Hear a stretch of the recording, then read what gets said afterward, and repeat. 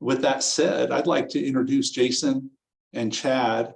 Jason and Chad, they're a company called the Colorado Stud Company, and they're doing some really great things. I'm really impressed in what I've read and what we've talked about. And I think to do justice, I'd like them to share and start your presentation on who you guys are, introduce yourselves, and also just start your presentation on the things you do and how that fits into our diversion in Northern Colorado or even the whole state, and how that turns into a circular economy. So Chad, go for it. I'm Jason Sansoni. I'm Chad Anderson. So we're with Colorado Stud Company. We are a relatively new company. We've been in full operation for about 4 weeks now. We've had our equipment in our facility for the better part. We've had the equipment in and set up for probably 3 months and have been doing dry runs and getting everything worked out. We've been producing product for a month now. We've had a fleet of roll-off trucks and a fleet of 40-yard dumpsters that we started getting into lumber facilities like truss plants and other manufacturing places and job sites, hauling off the scrap lumber from them, bringing them into our shop, and we're processing it and getting it into our production line and creating the end product of a finger joint stud, which is the wall studs that you'll use in a building. The end product, the finger joint stud, ends up being rated the exact same as a non-finger jointed stud. There's a few applications you can't use them in. They go vertical in a wall as a stud does. They can't go horizontal like a windowsill or a header or the top plate of a wall. Different glues, different joints allow that, but we're just doing studs right now. 2x4 and 2x6. Our line allows us to build up to a 27-foot long press. Our press allows a 27-foot board. And once it comes out of that as a 27-footer, we could adjust the saws to accommodate any length of 3 boards. Right now we're running 104 and 5/8 9-foot studs, which are just a very common stud on the market. And then we are selling the product. So we have two full-time drivers right now and 2 of our 4 trucks. We have 4 roll-off trucks. We're only utilizing 2 regularly to go to the lumber facilities, the truss plants and whatnot to get their scrap. We're bringing about 6 40-yard dumpsters back to our facility a day. Some days, if they're the closer facilities, we're getting more like 8. Some days, if they're all in South Denver, maybe it's 5, but averaging around 6 40-yard dumpsters coming back into our shop a day, which in turn, right now, we're producing about 12 units of 2x4 studs with 300 in each unit. Our goal is still to be double that, double the input, double the output.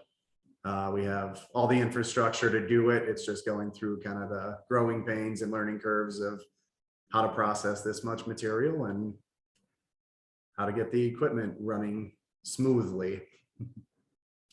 But that's essentially what we are doing. That's really amazing, Jason. That's a lot of volume, more than I was thinking that you're bringing. It is a lot of volume. I mean, our goal and our necessary input we're bringing into the facility really is 12 plus roll-off dumpsters a day. That's a lot. And it's out there. The lumber is still out there. It's getting a little bit tighter right now. Just, building is slightly slowed down.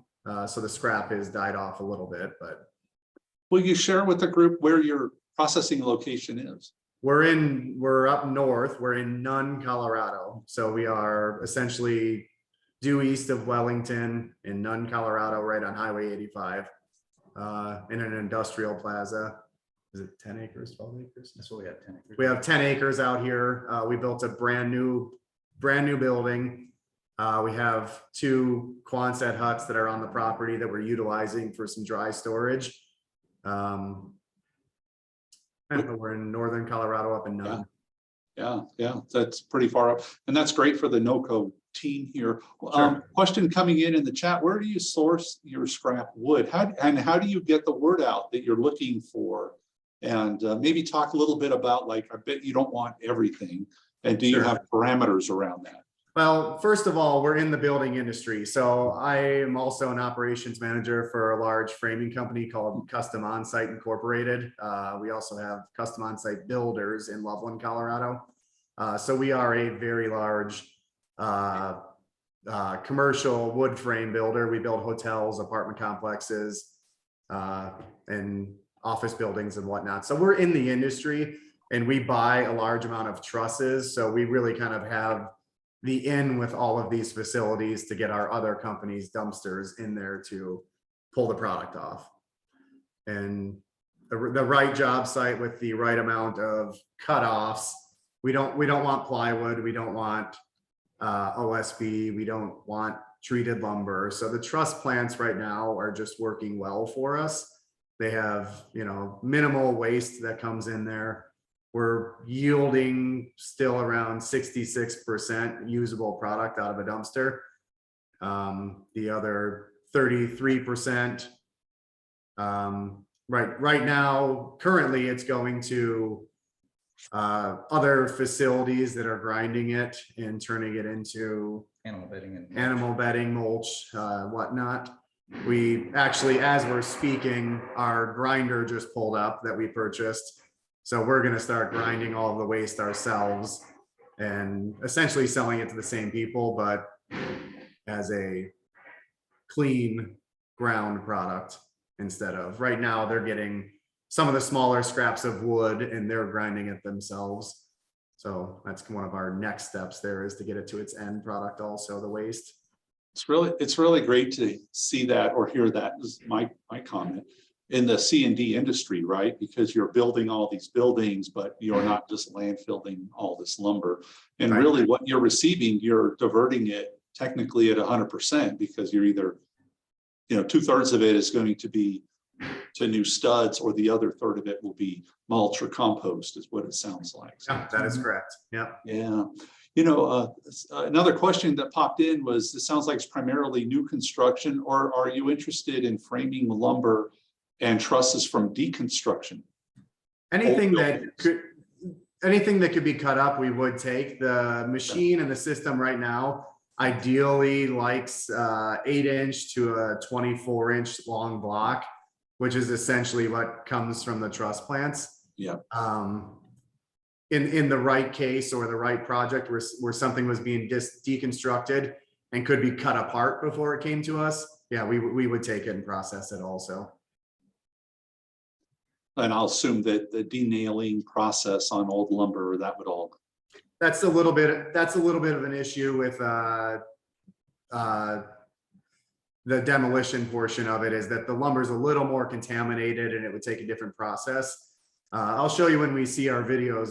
Right now, our sorting process it's a power screen machine. So it's the same equipment that a gravel yard would use to sort the aggregates into different sizes.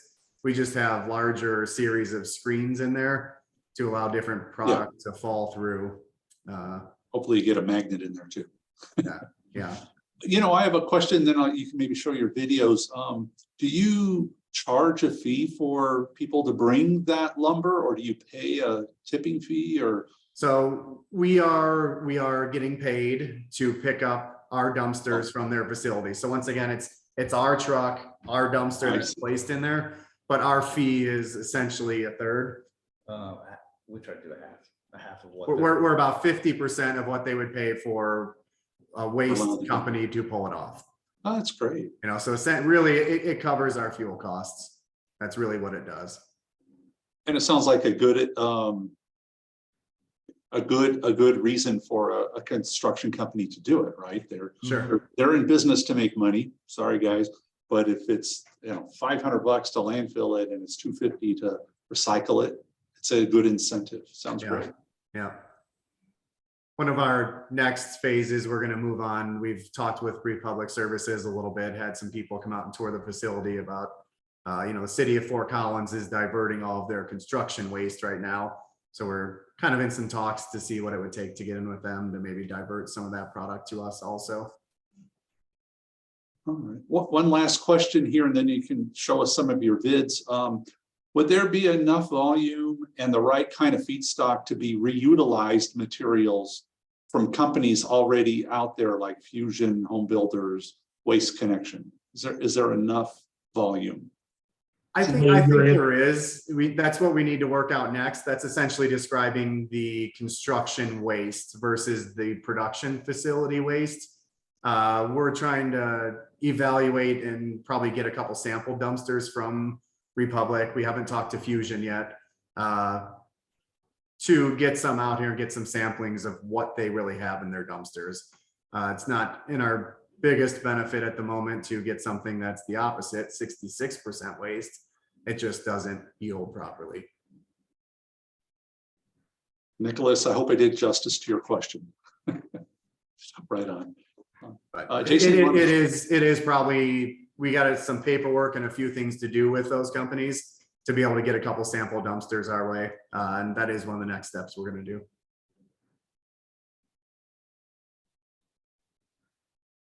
You guys want to see what we're doing? Yep. All right.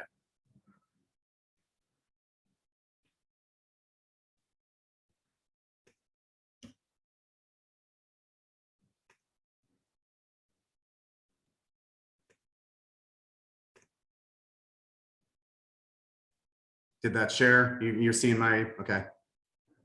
Looks good so far. So this video here, this is one of our Quonset huts that we just have some dry storage in.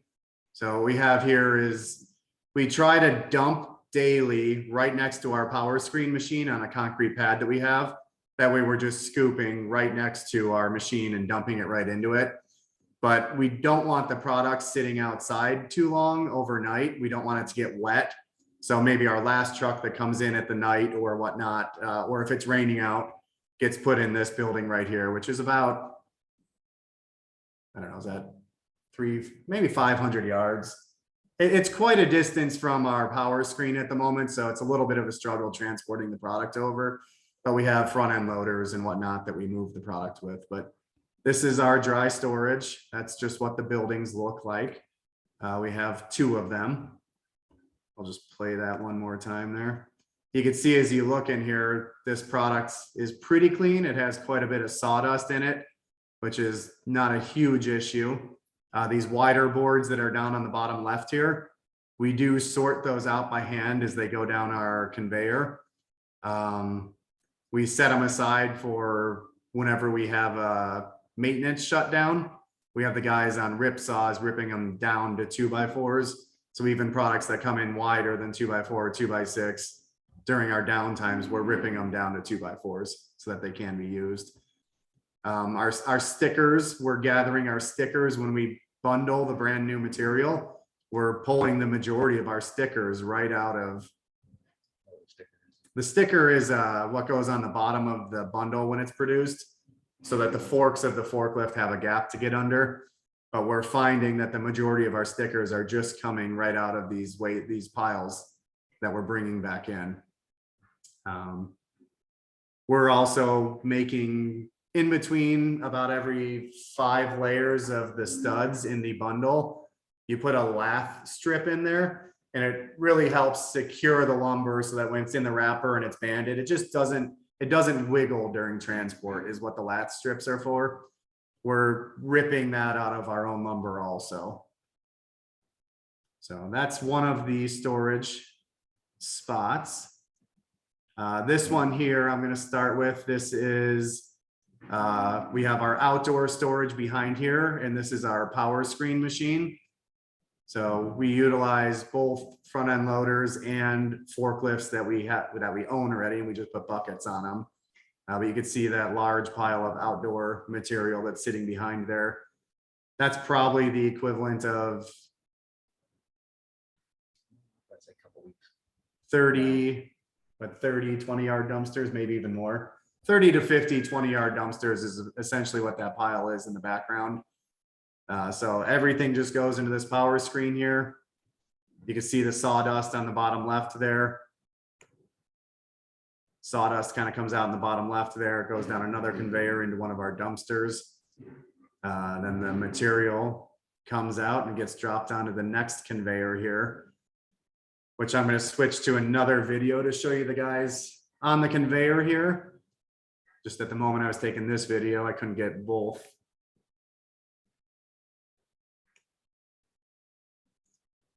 Here's our conveyor process. So what these guys are doing now, there's 5 guys that are on chop saws. So if the board is coming by with an angle on it, or maybe a knot right in the end, because our finger joint process doesn't work well with a knot at the end.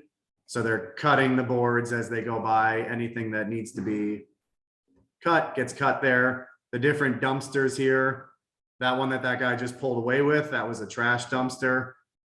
We have a 2x6 dumpster. We have a wides dumpster, like I explained. Any of the 2x12s or anything go into that, and they get dropped into different locations on the property for the day that we process 2x6 or whatnot, because the machine is only processing today 2x4. We're running about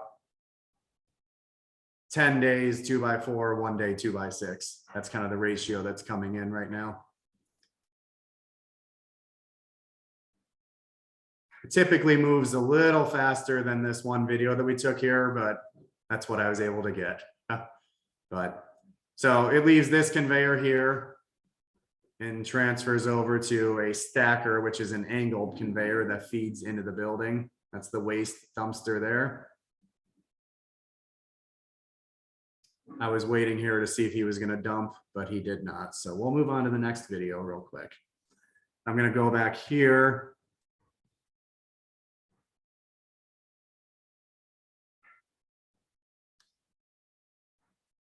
This, you can see there's a conveyor going through the wall there. That's where we're going to move to next. So now we'll go into the facility,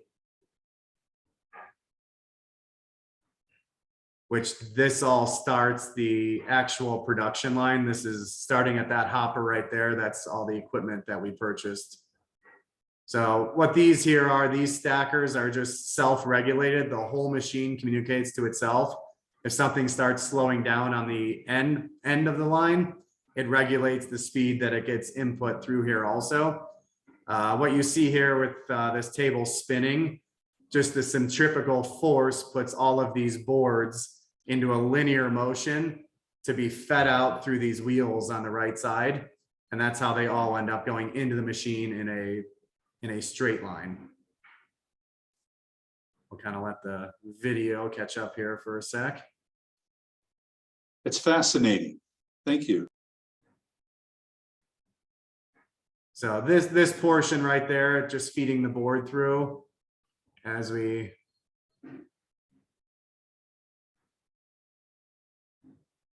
get right here.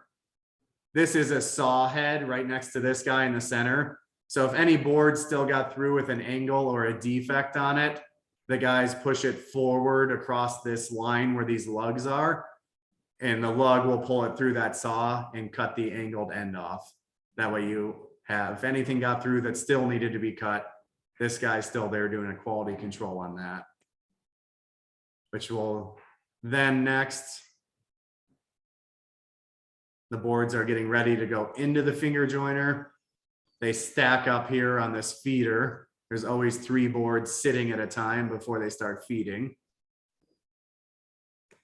This here is the first finger joint machine.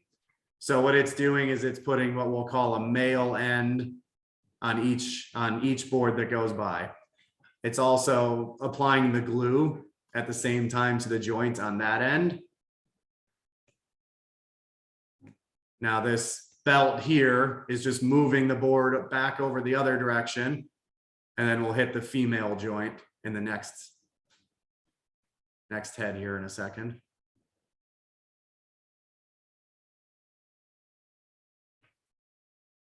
So here's your female joint and female joint glue being applied. This here is a vacuum system that holds the boards down tight to this next belt. That was high speed shooting them down. Just keeps everything secured down to the table there. And in this point, this is the first time that the joints are aligning. They all get fed down in here. This builds up, correct me if I'm wrong, Chad, but this builds up to a length of over 27 feet. Then it will advance it into the, Yeah, just enough. so it'll stack up there. It's just, there's no pressure to it There's yet. a sensor back here that measures the Yeah. correct distance. So once it gets over 27 feet, it'll feed it forward into the press, which the first thing the press does, Just trims it onto it. There's a trim saw right there that trims Yeah. it at 18. I think my video switches here. Let me see. Yeah.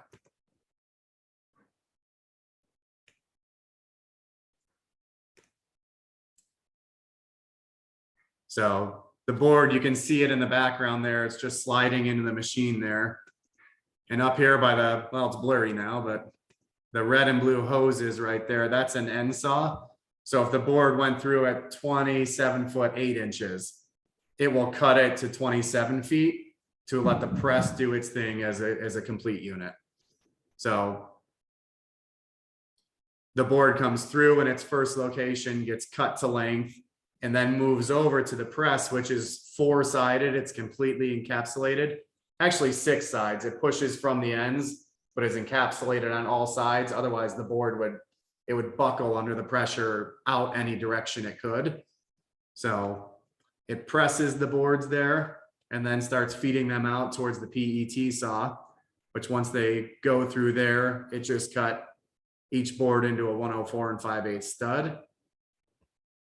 If anything was wrong here at this point, if the board was read as if something cracked or some kind of defect that the machine recognized, these arms will drop on the left side right in front of the boards, and it'll just drop the board to the floor. So it won't go on any further in the system. It'll reject it right there if something didn't go right in the press.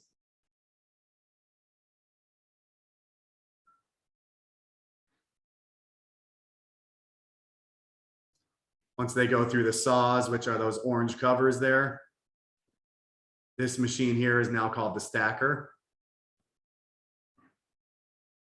Very simple concept. It's just stacking the lumber.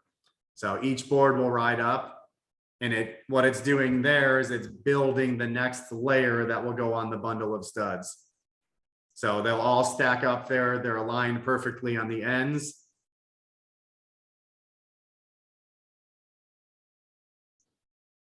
And then there's essentially little forks that you'll see move here in just a second. This timing worked out well, but it's about to come off of the line.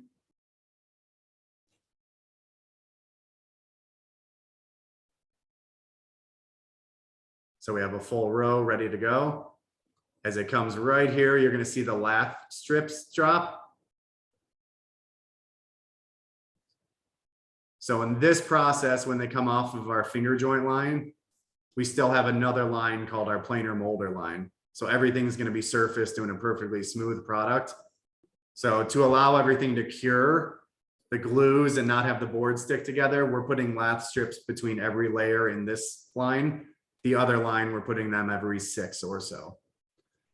That's the end of the finger joint line, which we can go back to in a minute and ask some questions or rewatch anything, but I'm going to jump over to the planer molder line now, which essentially this is one of the units that we just saw completed, except they sit for 24 hours. We leave them in the shop curing for 24 hours. We set them up on this machine, which has a conveyor on it. And now it starts destacking the lumber. So also by putting those lath strips between every level, it allows one level of product to slide off at a time, which I believe, oop.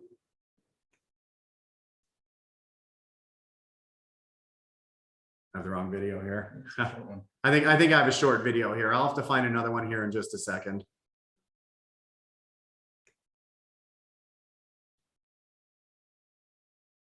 I went through all the videos to make sure they were the right ones. That one seems to be a short one, but I'll come back to it. But this is the product here now coming out of the planer. So that board now is, it's instead of a typical 2x6 in this case, we're running 2x6 right here, which is an 1.5 inches by 5.5. we're taking at max a 1/16 off. So the board comes out now at 1 7/16 by 5 7/16, which is within grade and grade tolerance. So once it comes through here, all it's doing is moving forward in these lugs. And right here in the black head that we see on the left side, that's our inkjet printer. So it puts our grade stamp on there, which is our official, that makes it, you can see them here on each stud. There's a grade stamp on there. That tells what species the lumber is, which in this case, we're classified as a Western Woods #2 grade, which Western Woods allows a mix of different lumbers. So that's why we've gone that route. Here, we're also qualified to do Douglas fir runs when we need to. And our logo, the head was not on at this point, but our logo also gets stamped on every single board.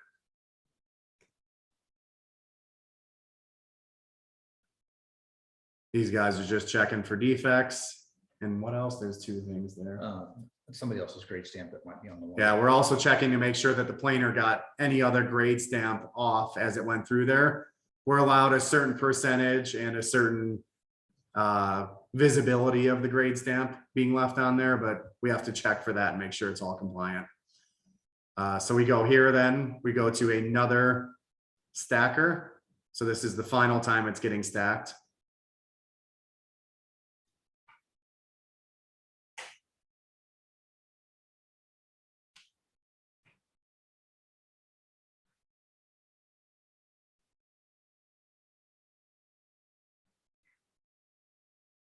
We have a finished unit here that right after this guy will come back with the orange forklift, pick it up, and we have a wrapping station right there that the wrapper will be put on it.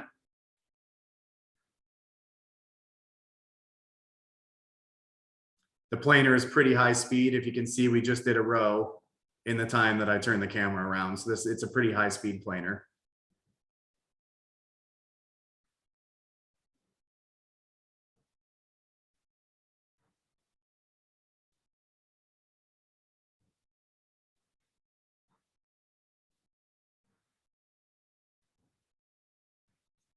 I went out here. This is just, we have a guy out here with some bundles of lumber that are ready to go.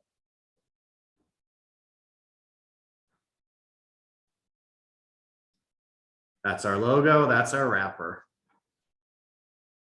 We incorporated the finger joint into our logo there, and we got a Colorado, and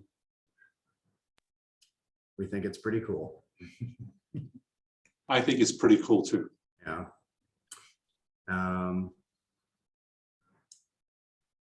I don't think I'm going to take the time to search for that other 10 seconds of that planer that we're missing. I think we get the idea. It was feeding it into the planer. But that's essentially where we're at. We have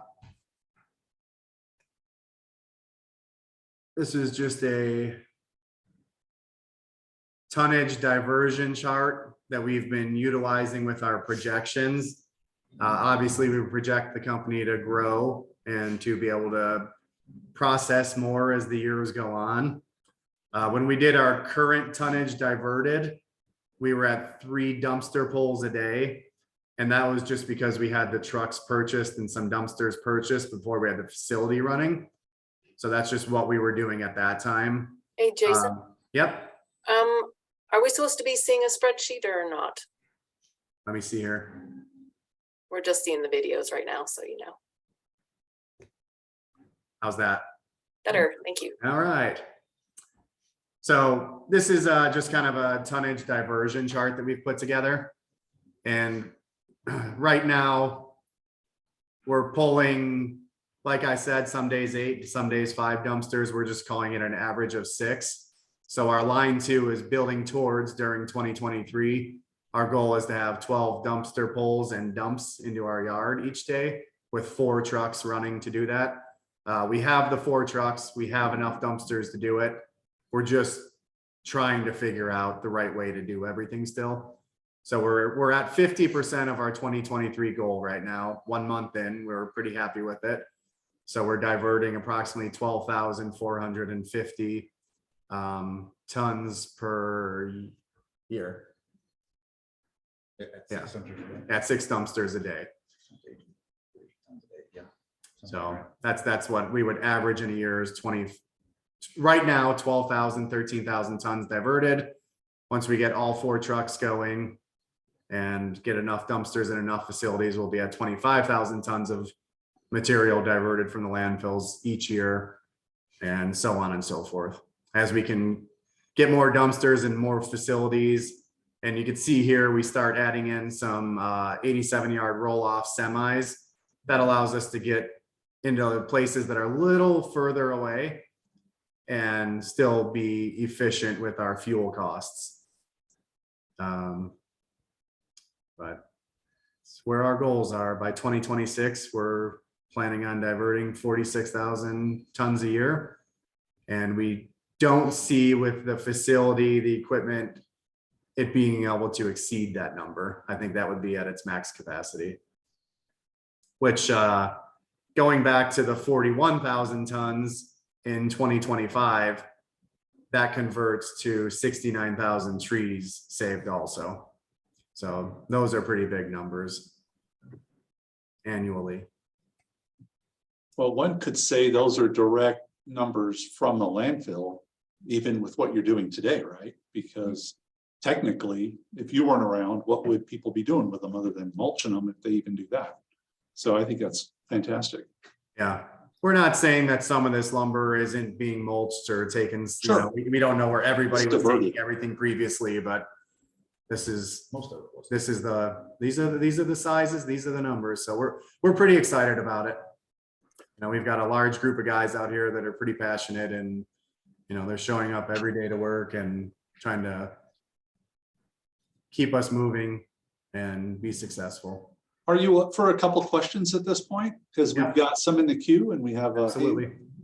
Go ahead, Nicholas, and then I'll go from the chat afterwards.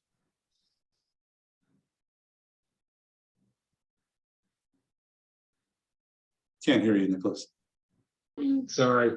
I said a stupid dad joke. I said, you guys are studs. Thank you. But, Obviously there was a little pun intended on our naming of the company also.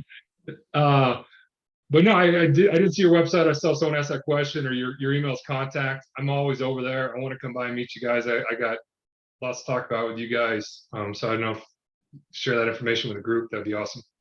Yeah, no, I can figure out how to get our contact information to everybody, and we would welcome, you know, anybody to come out. We had Republic Service out here a few weeks ago. They were pretty excited to see the facility, and you know, we can set something up anytime. Yeah, we do love to give tours.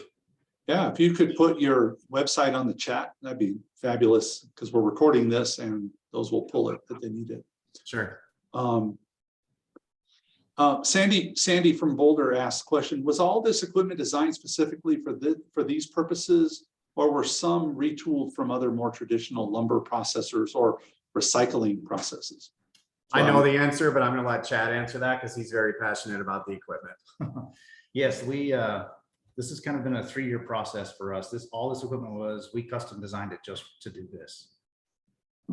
So yeah, there's no other machine like this out there.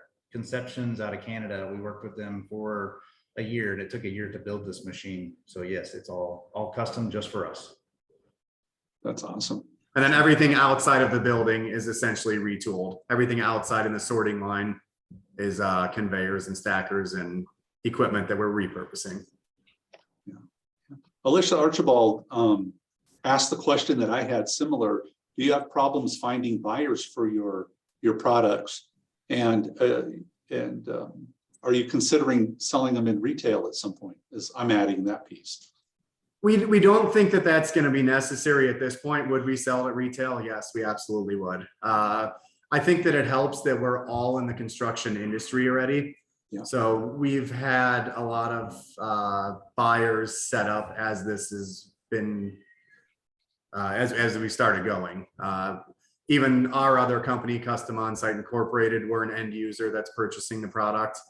And the brokers that we purchase our lumber from are purchasing the lumber. And we have the local lumber yards with a lot of interest, and they're coming out in the next week to get their tours and start getting some POs written and getting products out to them. That brings to my mind, you shared the cost of disposal, right? That makes dollars and cents right there. You know, let's divert it. How does your product compare to the traditional lumber at the big box store? So By 4-ish. we're not the first people to make a finger joint stud. A finger joint stud and finger jointed material is created already. But so how it's created now, it's sold as a premium product. So it's on the market as a premium product because the glue joint is not going to fail. So the only thing that goes wrong with a 9-foot 2x4 104 5/8, it goes crooked because it's 9 foot long.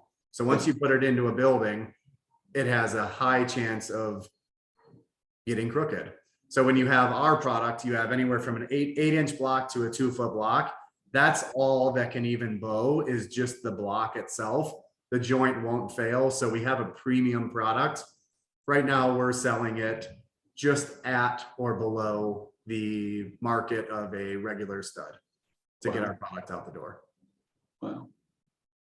That's awesome. That's But we awesome. are the only people that are recycling to make this product. Nobody else in the country is doing that.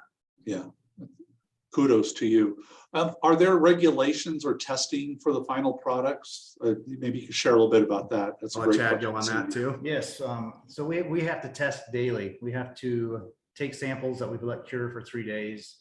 We have to, what's called a bender, and we have to break them, put up to 740 PSI per square inch on them. And the joint, so it's placed right at the joint, and the joints are broken because of where we place them. But you're looking for wood fibers that stayed in the joint. So you want 100% wood failure. You don't want any joint failure. You're allowed it down to 70% wood failure. And all of our joints, I call them super studs because we're up at the 85 to 90% on every stud. And then you have to, what we have to do, I call it, we have to cook them. We put them in a pressure pot and we put -20 pressure on them. And we have to hold that for a half hour. And we put +80 pressure on them for 2 hours. And then we have to put them in an oven and let them re-dry overnight. So they have to suck in water. So you're essentially doing 2 years of weathering in 24 hours. And every morning or every 2 to 3 days, you have to look at those joints just to make sure there's less than 5% delamination in the joint. And so far, we've never even come close to that. But yes, there's a lot of quality control that because we have a third-party inspection service that comes in randomly once a month to do surprise inspections. We not only have to meet the grade on the lumber, we have to have all of our testing data in order as well. So it's a very strenuous process to not only maintain your stamp, but to just, to get it in the first place. We had the qualification. I think me and the inspector, we were here for 18 hours running all our tests. It just, he has to stay on site while it's going through the oven process, through the entire pressure pot process. So it's quite a strenuous test to earn that stamp. The stamp, that little bitty stamp that you see on the lumber, that's what I'm most proud of because it took so much to get it. That's what it's all about. Yep. So you said, I'm jumping the gun here on a question. You said the word that you pressure test all these things. Are you guys considering making a pressure treated product, or does that not work with the glue and finger joint? I would say in general, we have not even humored that. Yeah. So, I mean, that's just the quick answer. I think there's so much more to pressure treating that would not be something that we would get into, Yeah. Would there be a Yes. possibility that now that we have the grinder down the road, would we go to pellets or making blocks or something with our waste? Down the road, potentially. That would probably be a different avenue that we would go at the end here, but It's almost a different business, so to speak, because the restrictions on what that is. But I just had to ask the question. What you're doing is fantastic. sure. Anybody else have questions here?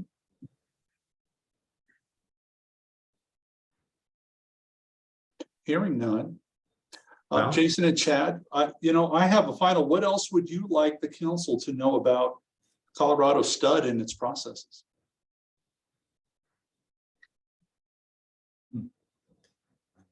Sorry, were you asking us? Sorry. Yep. The final question is, what do you want to tell this group? What else do you want to tell the group that you want them to know about what you guys do and where you're going? Anything else? We're very proud of what we're doing. It's taken a lot of time, a lot of capital, a lot of everything to get where we are. I think in the future, we'll educate ourselves a little more on some other grant programs and, figure out what we're doing there. Yeah. Yeah, it's a lot. We're doing a lot out here. There's a lot of moving parts to make this happen. There's a lot of moving parts just to get that material from Denver to here. Yeah. When I'm thoroughly impressed, and I'm gonna find a time to come up and visit on site. And I think some of us would like to see that in person. But Sure. two questions popped up. One, touching base on the last thing you just said, when are you going to expand and do this across the state? Instead of driving it all the way north. I know it's a flow. You need to have so much material, but would it be possible to have a southern and a central and a west? it really came down to the cost of land. That's really what it came down to that put us here, Sure. And I think we just weighed what the purchase price of land from potentially Loveland down to Denver was versus up here, the fuel costs. Yep. And whatnot ended up offsetting that great enough that this is where we chose to make our home. I hear that. And then the last question that I'll say is the last question. Let's say, well, I'll just say, are these studs able to be done again? After these studs are used in building, would they be able to go through your process again? The answer to that would be yes. If we kind of Very go cool. back to that video that I showed where we get a couple rejected studs that come out of the machine a day. I mean, we even take those parts and put them back into the line. So you just have to cut the board down. As long as you cut it into pieces again, it can go back in. Fantastic. You guys were wonderful. Thank you for joining us today. Sure. Thank you for having us. This is very cool. Yeah. There you go, folks.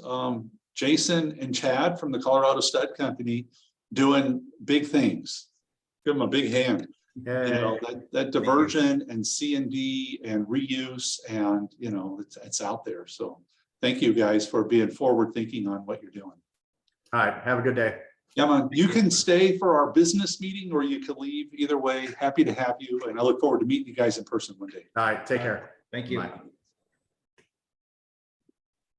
Right All right. on. I'm going to stop recording. Thank you. That was unbelievable. Fantastic.